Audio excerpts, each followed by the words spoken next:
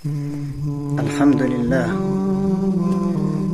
والصلاة والسلام على رسول الله أما بعد بسم الله الرحمن الرحيم قال رسول الله صلى الله عليه وسلم ليس الشديد بالسرعة إنما الشديد الذي يملك نفسه عند الغضب.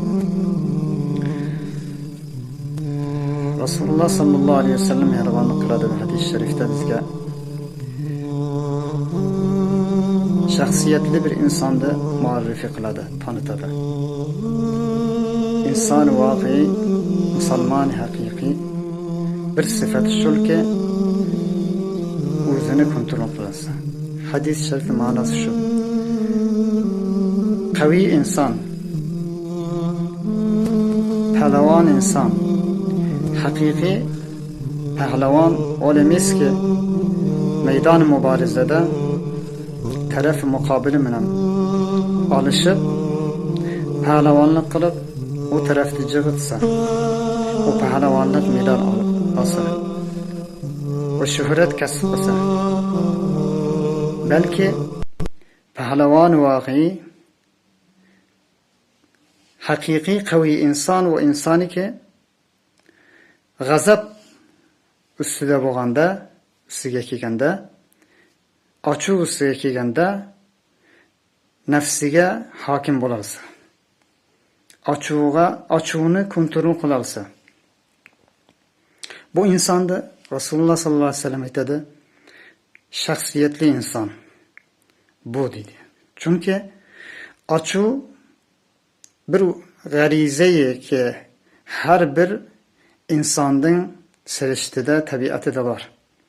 Buni yaxshi ham istifoda qilsa bo'ladi, qo'llansa bo'ladi va kontrol qila olmasa ko'p yanlış, ko'p ishtibolarga, ko'p xatolarga, gunohlarga sabab bo'ladi. Inson vaqtiki ochuv ustida bo'lsa, o'zini kontrol qila olmasa, Alloh subhanahu va taoloni norozi qiladi. Uzun zaman do'stlik, rafaqatli bo'lgan do'stlarni o'zidan uzoq qiladi. Aile sistemini, nizomini buzadi. İki kelime gap bilan xotinini taloq berib, ochuv ustida yana bir qayta o zindaligi, o hayotini qaytarib olib kela olmaydi. Shu raqamga ochuv ustida hatto Alloh qo'rusin boshqalarning o'luviga sabab bo'ladi. Boshqa qancha fitnalarga sabab bo'ladi. Buning uchun dushmanga hamla qilmasdan ilgari, tarafı muqobil va g'olib kelmasdan ilgari Rasululloh sallallohu alayhi vasallam aytadiki, vog'iy inson shulki avval nafsiga g'olib bo'lsa, avval nafsini kontrol qilsa, bu inson bashaxsiyat inson, haqiqiy inson deydi.